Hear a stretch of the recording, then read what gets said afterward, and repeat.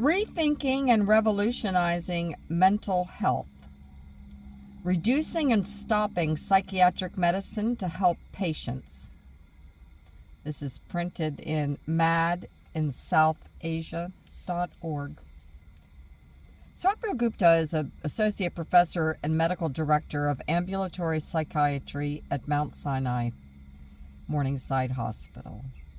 She was trained as a psychiatrist in India and in the United States at SUNY Downstate Medical Center and Yale University and PGI Chandigarh in India. She is known for her work on deprescribing from and discontinuation of psychiatric drugs.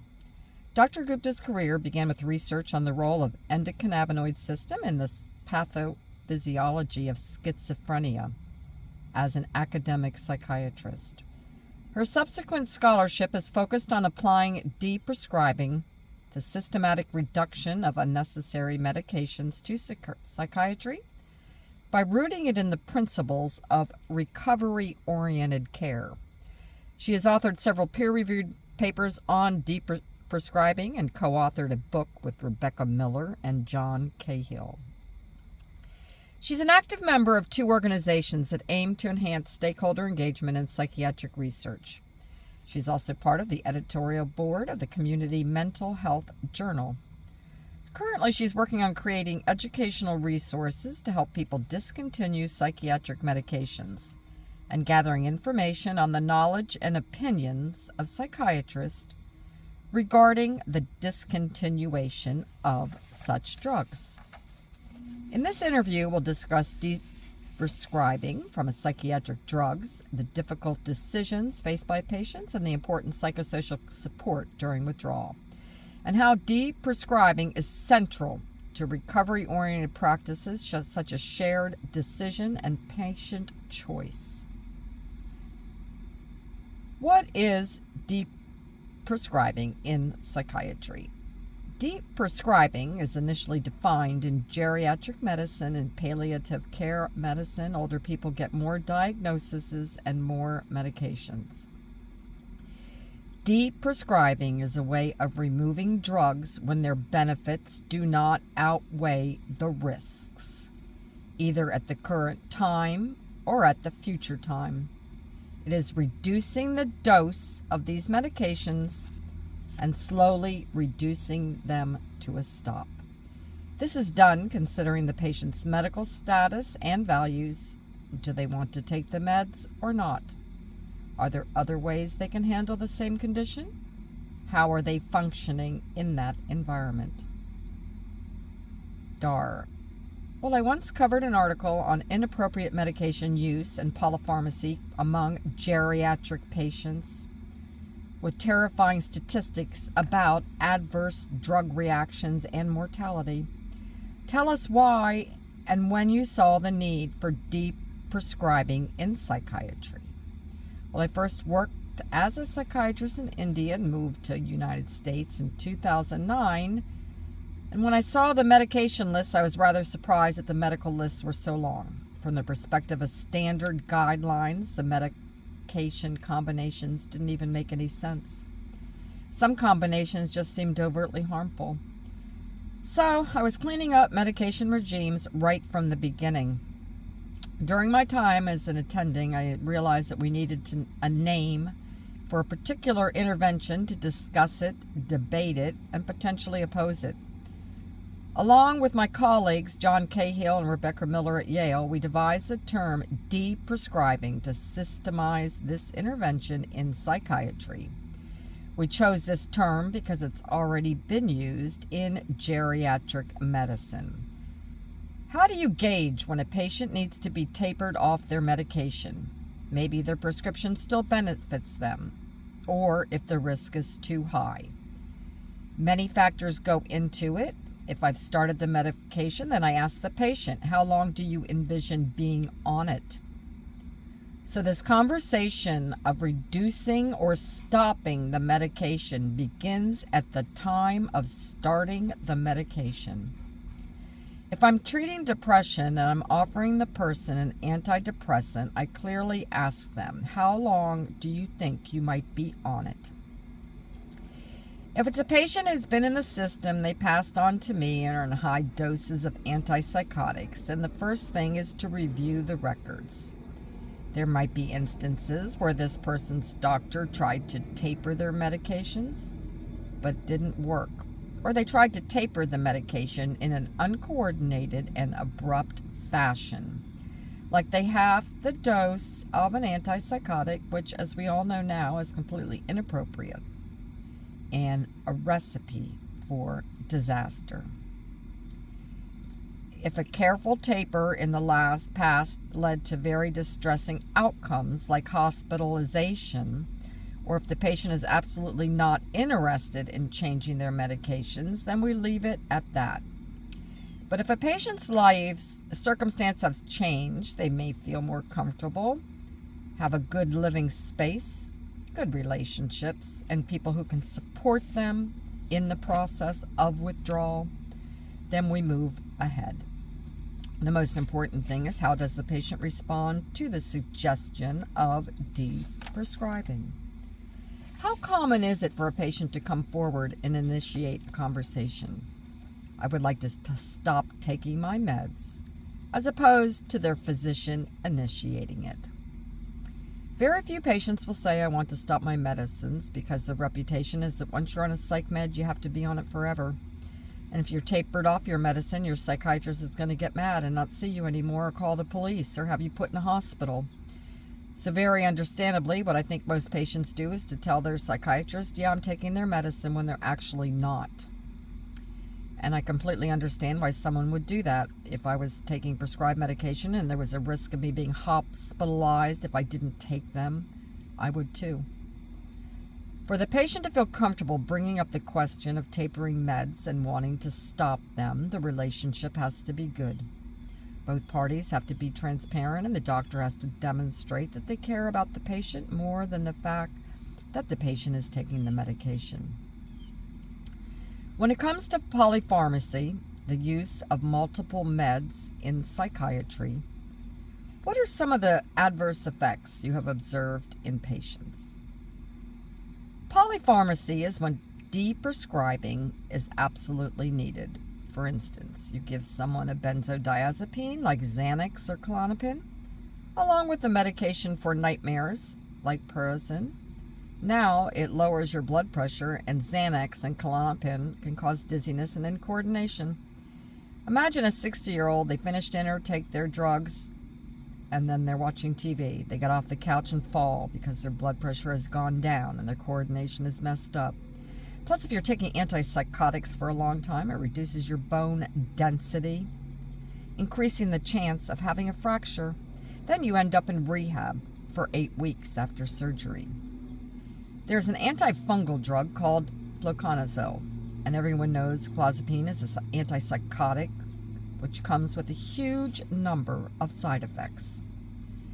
Both of them cause problems in the heart rhythm, and people should not take them together.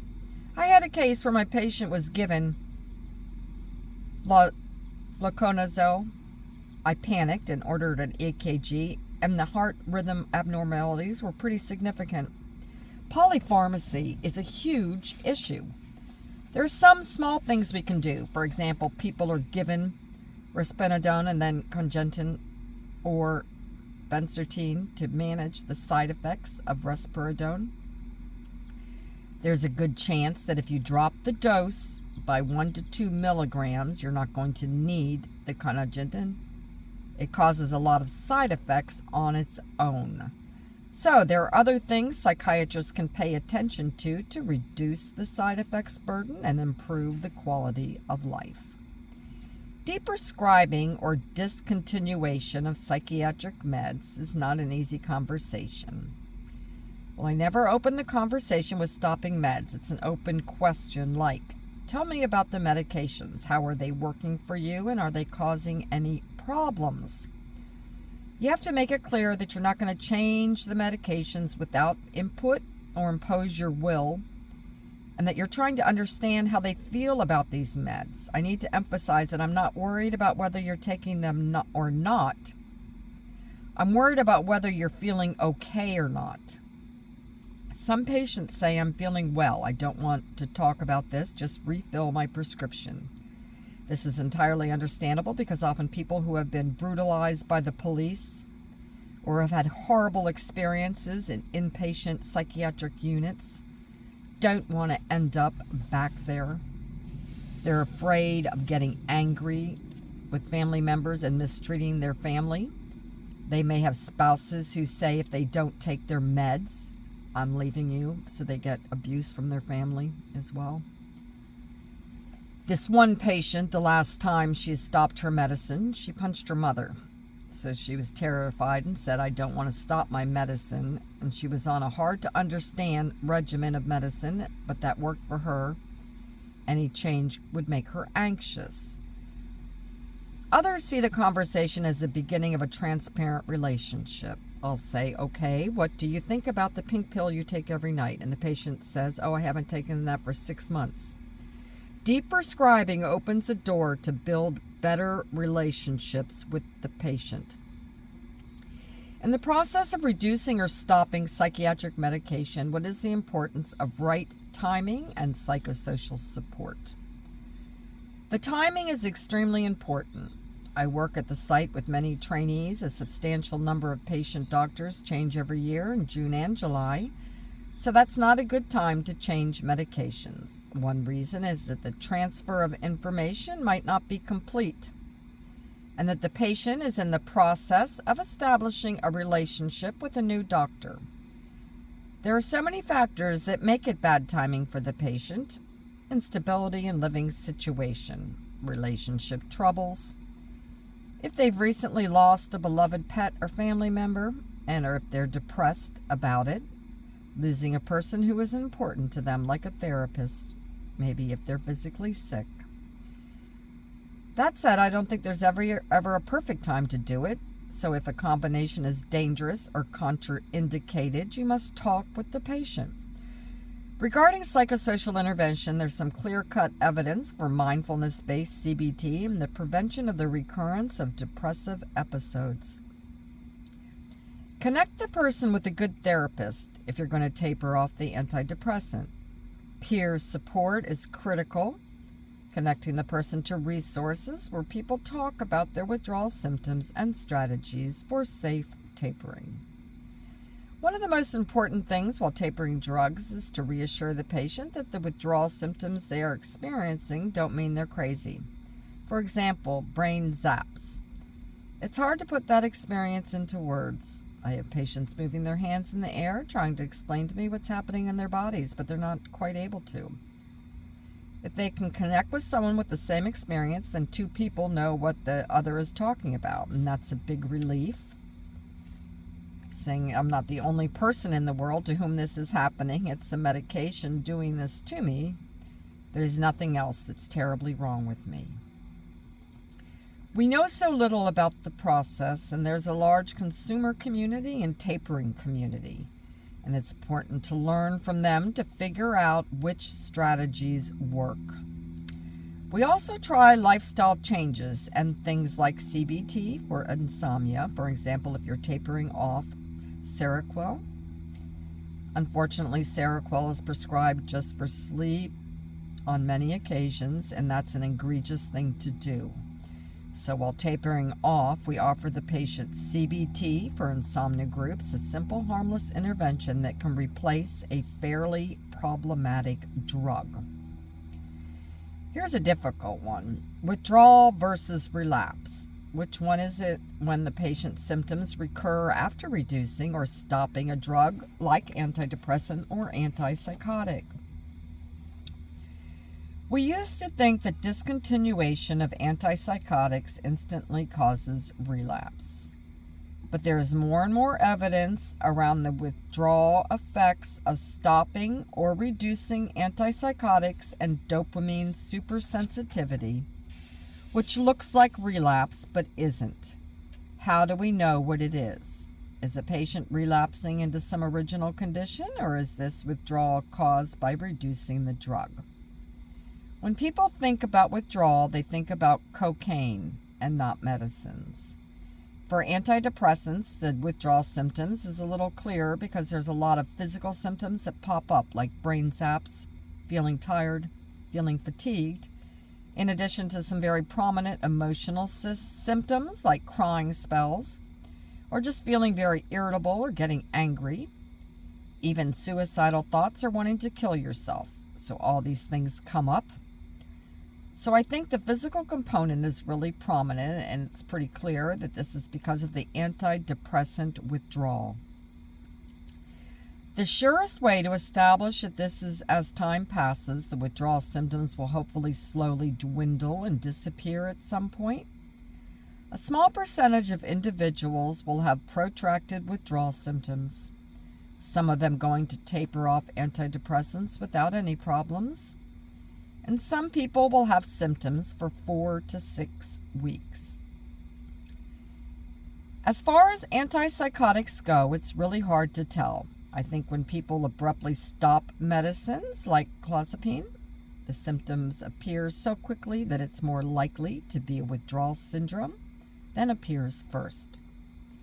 It's possible that as time goes past, the withdrawal syndrome subsides and some underlying syndrome, the primary illness, emerges. That's a possibility.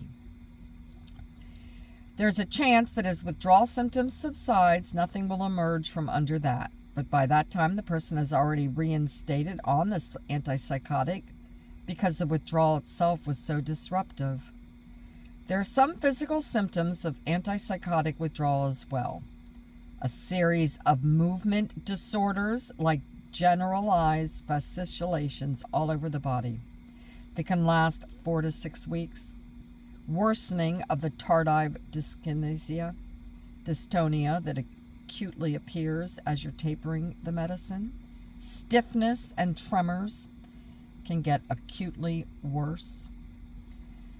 Many antipsychotics are very powerful antiemetics, or drugs that prevent vomiting. So patients can feel nauseated on discontinuation. Patients can have diarrhea or sweat too much or have a runny nose. Small studies and case reports are done in gastrointestinal disorder clinics where patients are given drugs to prevent vomiting for long periods of time. And when these drugs are abruptly withdrawn, patients can have transient psychotic symptoms. And these are patients who have never had psychotic symptoms before. Could you tell our listeners a little bit about dopamine supersensitivity? The long-term blockade of the dopamine receptors is not what antipsychotics do. Causes the dopamine receptors to increase in number. There's not enough dopamine coming through, so the number of receptors increases. Then, when you suddenly remove the dopamine blockade, meaning stop taking the antipsychotics, so that area of the brain becomes super sensitive to dopamine. And that's the mechanism for withdrawal psychosis or withdrawal tardive dyskinesia. You write that deep prescribing aligns with recovery-oriented approaches to mental health. The recovery movement emphasizes patient choice and patient preference. You have written about some very important things like the right to fail and the dignity of risk, and how some patients' functionally recovery might be more important. Can I keep my job and have good social relationships than just the removal of symptoms like voice hearing? There are 4 pillars of recovery-oriented approach: person-centered care, honoring patient autonomy, fostering hope, and empowerment. Part of person-centered care is shared decision-making as well. Deprescribing is not possible without actually adhering to these pillars. The approach is highly individualized and it's very person-centered, and it's what works for the patient. It's impossible to carry it out without the patient's okay, and I'm respectful of that. It's the patient taking the medication, so they know best how it's affecting their life. Patients are mindful that I'm the person who knows the medication side effects. In a space of mutual respect and understanding, we reach a common goal, and it's also aligned with shared decision making. It's empowering because it tells the patient medication is not the be-all and end-all of your well-being. You have a right to say you don't want these medicines. There's hope for a medication-free life uncovered by side effects. When we go to the right to fail and the dignity of risk, that gets unnerving for physicians because they're trained to be cautious and they're taught to minimize risk, but don't. To think that I would do something that would increase the chances that this patient could end up in the hospital or could start hearing voices again. For some physicians, it's just unthinkable, and it's important to expand physician training, have them remember it's their job to give the patient a good quality of life and to offer treatments that align with their values and preferences. So if it's an informed decision that you're going to taper the Hadol by so many milligrams and there's a risk that the voices might increase, do you want to take that risk? That's the conversation that needs to be had. Has that happened? Patients saying, I'm okay with hearing voices as long as I can do XYZ things. One typical example, young people whose voices going to college and the voices are really well controlled with an antipsychotic. But the problem is that the medication makes them feel so sleepy that they can't stay awake during class. Then it becomes a balance between if the voices increase slightly, but they can sit in class. One patient wanted to taper the meds slightly to see if they could stay awake during class, and it worked out fine. So we consolidated the dose and moved it to the evening, which really helped this person.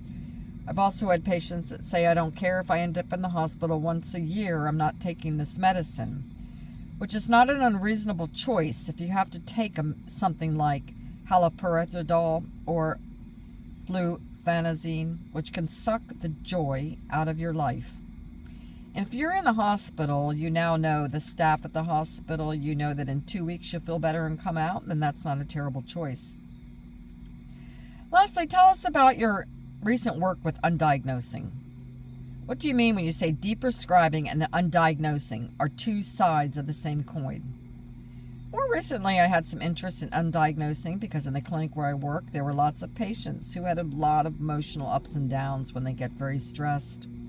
They have transient symptoms about going to psychosis that amount to psychosis, and invariably all these patients get diagnosed with schizoaffective disorder, and they get loaded up with antipsychotics. There has to be a process of removing this diagnosis from their health record so they don't get labeled as schizoaffective right away and don't get dumped with all the antipsychotics. Undiagnosing has become a thing in geriatrics and as branches of medicine where people feel that to effectively taper off and stop medications, these diagnoses should be removed from the health record.